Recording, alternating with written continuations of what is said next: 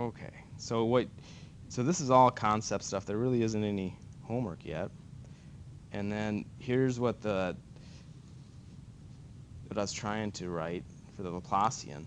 Let's get it in spherical polar coordinates. So here's your radial component, but everything angular is in the Legendrian.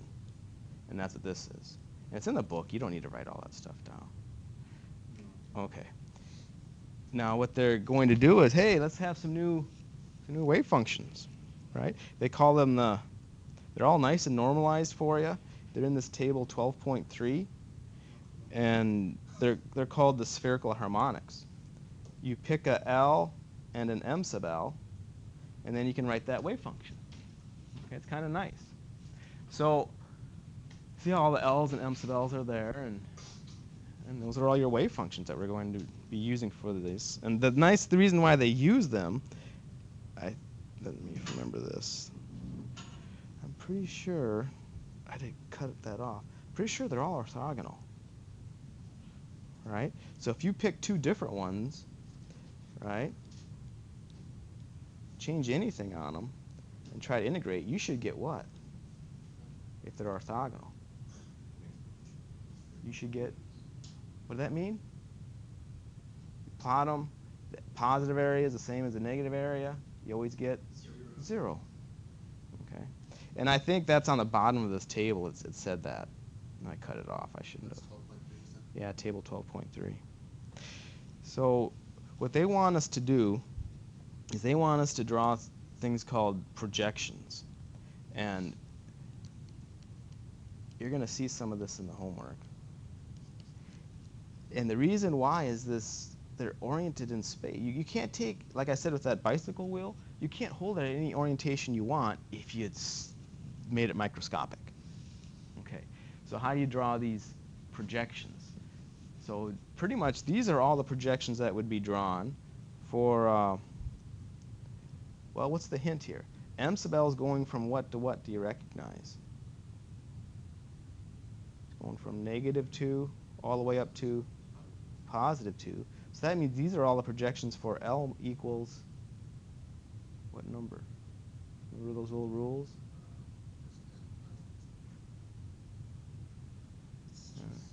M sub L always went from -L to +L. So that means in this case, L must be 2. Yeah, L must be 2. So these must be the projections for L equals 2. And what I'm trying to get across here is that the Z component, right? They're going to say that, see how they have their Z drawn this way? So their Z component is just going up and down. And their Z component is always M sub L H bar. I see your L is lowercase. That is still the angular momentum. The angular momentum quantum number. Okay. The angular momentum quantum number. So if you want, what I'm trying to get at is if you want to draw these, and the book is going to it's going to ask you to draw them and to say what these sides are, like these lengths. Oh, sorry, I drew it the wrong side. All right. Yeah, sorry, it's this one.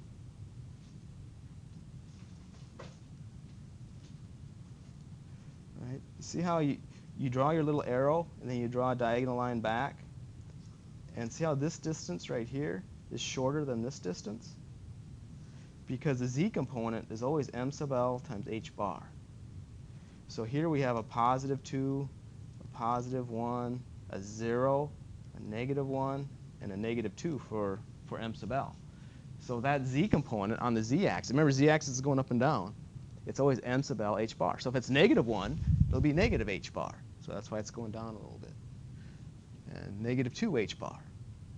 Here there's 0. So that's how you draw, that's how you know which distance this part to be. Right? You know the distance right here, M sub L H bar. Now, how long do you make the arrow? That's the magnitude of whatever vector you're drawing. Right? That's the magnitude. And how do you get the magnitude of all of this angular momenta stuff? they're going to go back and use that J, because that J counts, they like using it for everything. They're going to say, well, we don't have to, we can just stick with the little L. The magnitude of the angular momentum for these little projections. So that's the length of the arrow.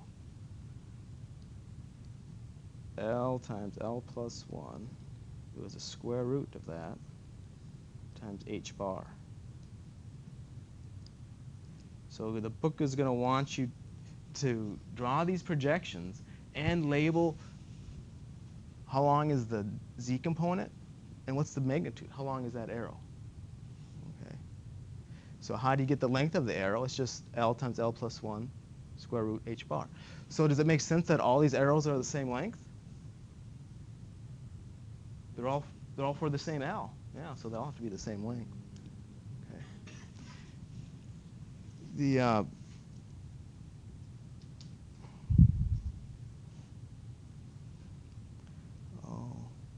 There's another equation in the book. Let me write this one down. This is on from page 335. I don't know if it made it in your notes.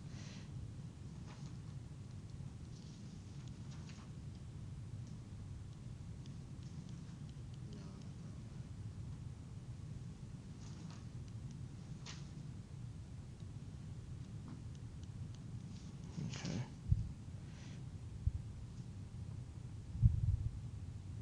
So what they did is they used their spherical harmonics, right?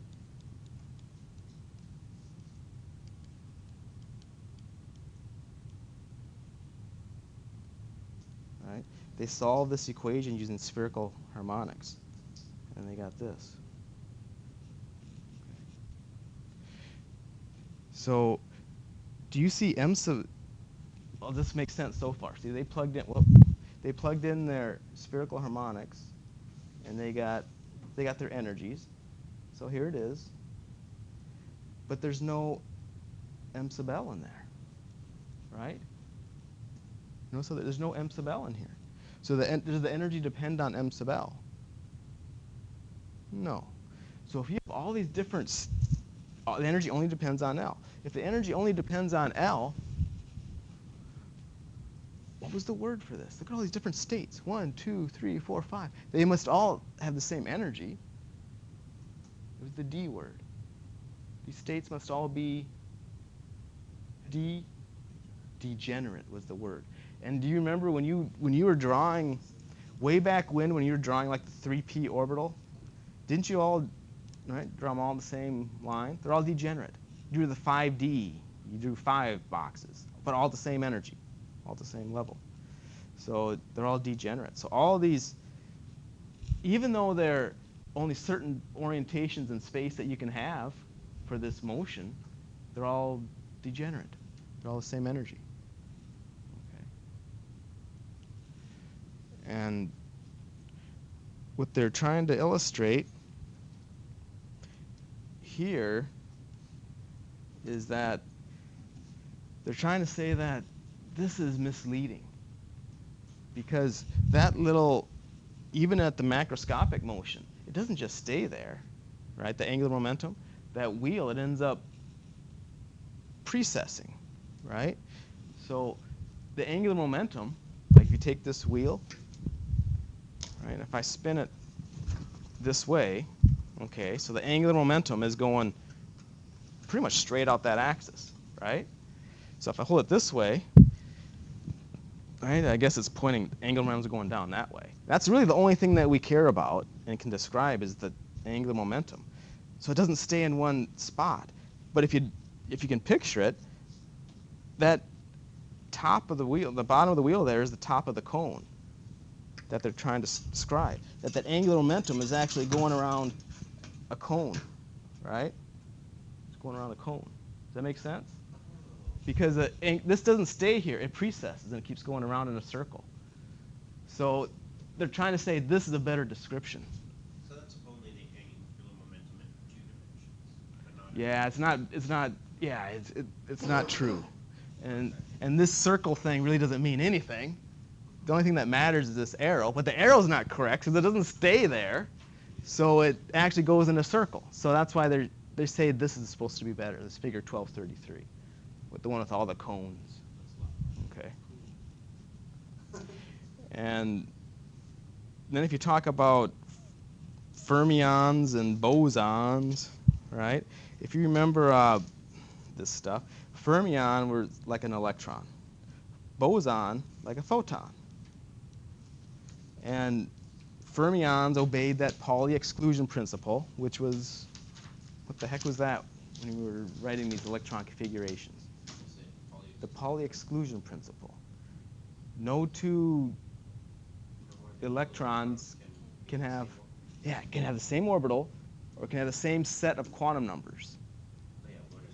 Yeah, one's always up, the other one's down, right? So they couldn't have the same set of quantum numbers. Every little electron's supposed to have its own set of quantum numbers. Great. That's fermions all behave that way. And that's matter. All matter behaves that way. But what holds matter together? The bosons. So, and they don't obey the Pauli exclusion principle. That's like light, and so I don't know if that really helps anything. But the point is these fermions, these particles, they can have intrinsic spin themselves. So if it's spinning, that means it has angular momentum. So that means you can draw a little arrow for it. So it only has two orientations, right? Well, that's why we call them spin up and spin down. But even that's misleading, because you say spin up, that means, okay, they have to be pointing up. No, there's just two possible orientations for its spin. That's all they're saying. There's two possible orientations. Okay, and they're probably degenerate, but there's two possible orientations. So they just drew two cones for fermions and their intrinsic spin. Okay.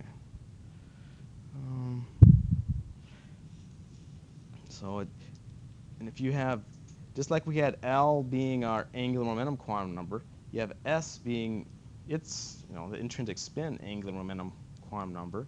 So you could find all the same rules apply. You'd have your z-axis if you want to draw the projections, right? You'd have m sub s h bar would be the z component. You'd have the length of the arrow, its magnitude, would be what? S times s plus 1, square root h bar. So they're always of the same format. But I don't think the book is going to have you draw projections for intrinsic spin. There's only two. So they're going to have you draw projections for this kind of thing. Okay. So that's about it. So let's go ahead and see if we can knock out some of these exercises.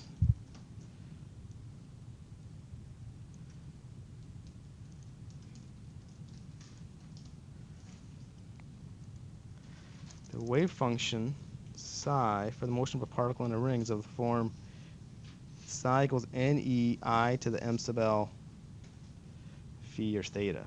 Okay. So you see what that is trying to say? I'm not sure how the book wrote it. But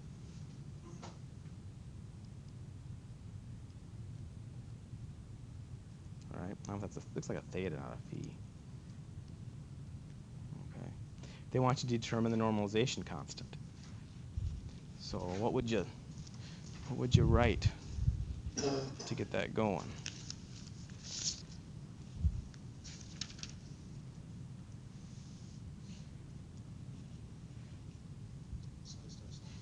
Yeah, then you go psi star psi must equal 1. Yeah, all right. So what will my d tau be?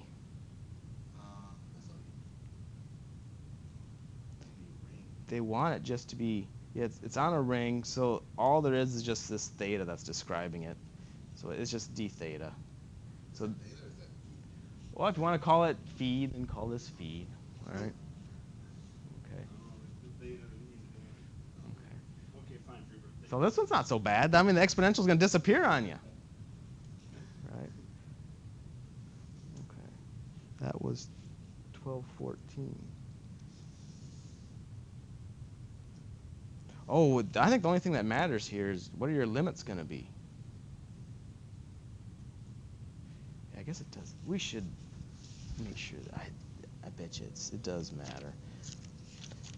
We should get this 12.14. Yeah, it is a phi. That is, we should make this clearer. Phi, right? Because why? Because otherwise, how do you know what the limits are? Phi went from 0 to 2 pi. Yeah, here it is. See, phi goes from 0 to 2 pi.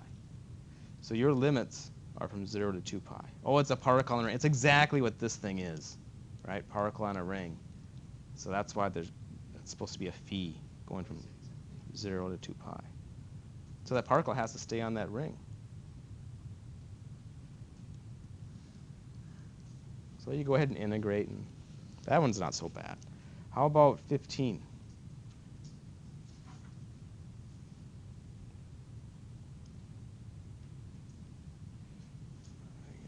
Again, what is that?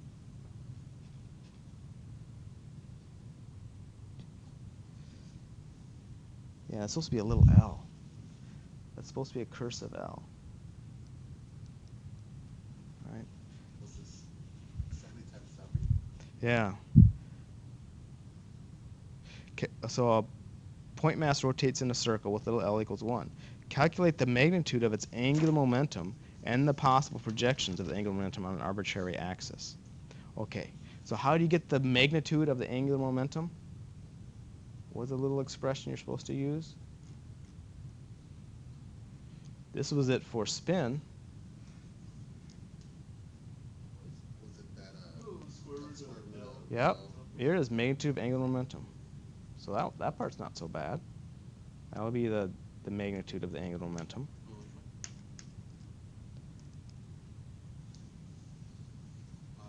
Right. And then it wants to, so that's this part. We're done with that. And then the possible projections. How many are you going to have to draw? From L is 1, to 1. negative 1, so 3 of them. You should be drawing 3 of them. How about 16? Draw scale vector diagrams to represent the states. Okay. Now they want you to draw projections, but to scale. So, for example, for A, I'm not going to draw it to scale, but what should it look like? Right? You have your arbitrary axis, call it your z-axis or something, right? Yep. The projections. Mm-hmm. Mm-hmm. Why would there be 3? What are the choices for m sub l? It goes from what to what? Yeah. So what would if L is 1, what does m sub L have to be?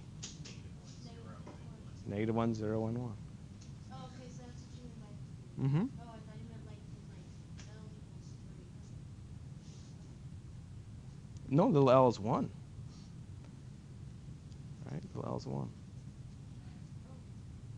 So draw a scale vector diagram. So before we worry about the scale, I'll give you a hint how to do that. But if you just take this first one, S is 1/2, m sub s is 1/2. What would the arrow, what would it look like? What would the projection look like? Should we be pointing it kind of up, down, or what? The z component has to be what? It's always, yeah, 0.5 h bar, right? Because the z component is always m sub s h bar. If we're talking about L, it'd be m sub L h bar. It would be the z component. All right, so that would be that distance. And then the length of the arrow, what would a That'd be the square root of, the 0.5. yeah, because s is 0.5. Well, s times s plus 1, h bar. Now they want it drawn to scale, though. So how I usually do this kind of thing is I just get the numbers, right? So m sub s h bar, that's going to be 0.5 h bar, right? So usually just, heck, use centimeters, right? Or use an inch. So this would be like 0.5, or sorry, this would be like half an inch, because h bar is just h bar is in both, so it doesn't really matter. So call it half an inch, and draw that z component to be a half an inch, or half a centimeter. Centimeters are easier because it's base 10. Because when you calculate the square root of s times s plus 1, you might get some weird funky decimal. Then you just make it that many centimeters long. If you get 0.33, you get then 0.33 centimeters. Make sense? So you don't worry about the h bar part. It's just the number out front, and you make that centimeters. That's how I draw to scale. So what about Okay. the one that says like L equals 1? So if L equals 1, what is the, for B, what does the z component length have to be? The z component has to be, the z component length has to be 1 h bar. What does the length of the arrow have to be?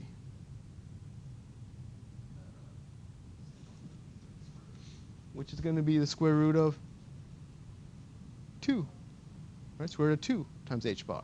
So see what the square root of 2 is, like 1.4. So make that 1.4 centimeters long.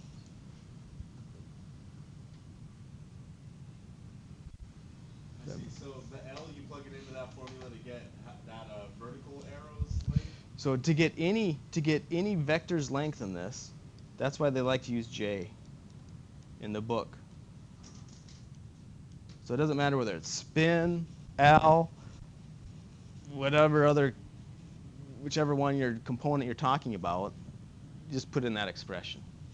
J stands for everything. And the one when you plug in L, that stands for that vertical arrow's length, that red arrow? So if we're talking about spin, this would be an S. If you're talking about angular momentum, be an L. Right? So this is always the length of the arrow. And then the z component is always how long? It's always either, if you're talking about spin, it would have to be, well, yeah, but generally just speaking, m sub s h bar. If you're talking about angular momentum, little l, the z component length would have to be m sub l h bar. Right? So that's how you draw these little projections. Okay. How about that? Is that okay? Check out 18 then. Okay.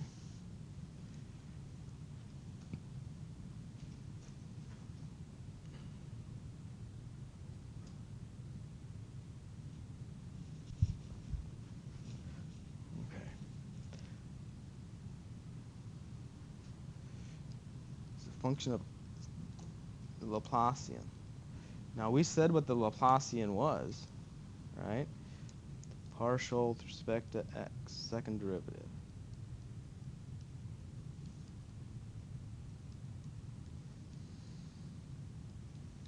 Right, that's what our Laplacian is. So if we want to show that it's an eigenvalue, what do we want to hopefully end up with? Same thing again. And what's the same thing? It's this big mess, right? Okay, so let's go ahead and set it up. Hopefully, del squared f, all right? And hopefully we get some kind of number, and then we get f again. That's what we're hoping, right? And then this is our eigenvalue. But we don't know if it's going to be true or not, because, well, it says show that. Oh, so it has to be true. So if this doesn't work out, we screwed up, right? But it has to end up looking like this. So the trick to doing this, okay, so let's start way over here. So we'll have d2 dx squared plus d2 dy squared plus partial with respect to z f. Okay. So what we're going to do is pretty much, this is the same thing as taking, pretty sure, right? Yeah.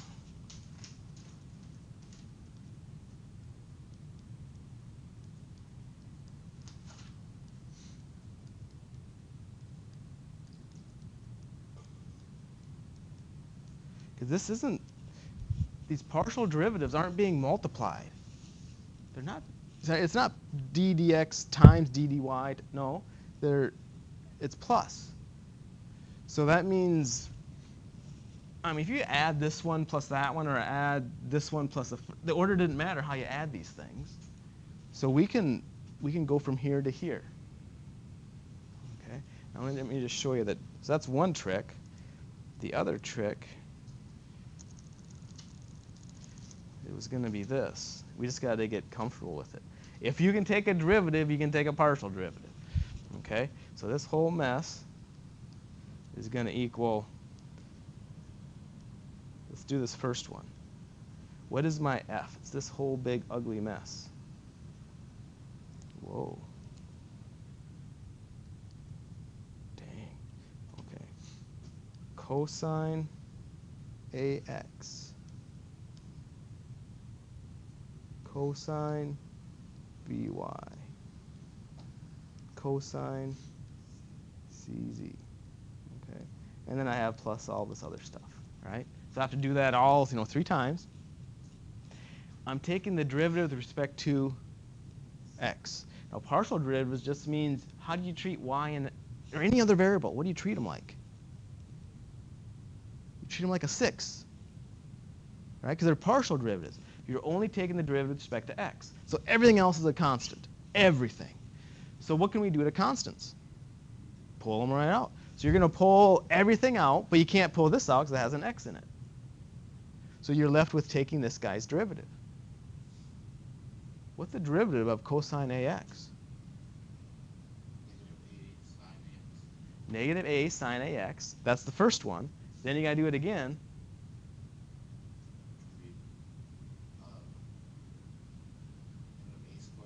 Yeah, you end up with an a squared out there. Cosine. So you can get this back again. So you can have an a squared cosine ax. Well, I guess it's going to be negative, though, right?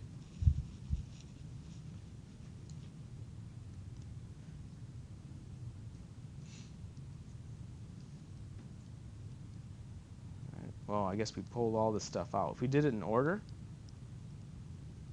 right? So you take the second derivative of First we pulled. with respect to x and then y and then c. Just add them together. First we pulled these two guys out, right?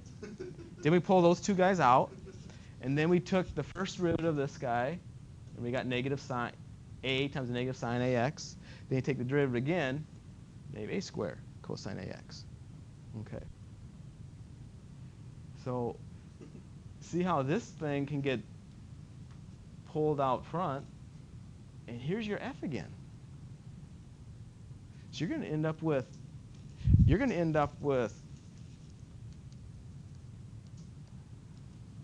just for this first term, negative a squared times f. Odds are, I bet you the next term is going to be, all right, for this guy, I bet it's going to be negative b squared times f. Next term, negative c squared times f. I bet you that's how it's going to work out. And then you can factor out all the f's. Then you're left with your eigenvalue out front. Okay. So to play around with the derivatives, it's pretty much first recognize that you can do this with derivatives. And then the second step is just realize, oh, they're partial derivatives. So they're much nicer than regular derivatives. Everything's a 6, everything, except for what you're interested in. You treat everything like a 6. Okay, so give it a shot. And for 12.6, is that the one? That's the one we skipped over? 14. Oh, that one. That one. Confirming the way, different values of quantum number m sub L are orthogonal. So pick 2 different, y, L, m sub L, right? Pick 2 of these with the same L but different m sub L's and show that you get 0 when you integrate them. Same now? You can take It really didn't matter if they're the same L or different L, but I think pick ones where the looks like it's easy to integrate. So I'd pick the smallest ones. Which is from the table, right? Yeah, all that's from the table. That 12.3. Yeah, this guy. So we'll pick the one at the very top up there. I bet you that's what I would do. Right? So Well, you don't have much choice here. You're pretty much going to have to do this one, right? Oh, why that one? No, Pablo's gonna pick the 8th one from the top. Because they wanted to have different M sub L. So these two have the same M sub L, so you can't pick those. So you're going to have to pick these two. Notice, how does this work? If you pick the top sign, right, so that means M sub L is positive 1, you have to go with the top sign to write that wave function. If you pick the bottom sign, that's M sub L is negative 1, you have to go with the bottom sign to write that wave function. Because there's a bottom sign here, and there's a bottom sign there. So that's how they want you to write this. They didn't make duplications of this table. It's kind of redundant. So they want you to be consistent. If you pick the top sign for M sub L, you have to pick the top signs to write that wave function.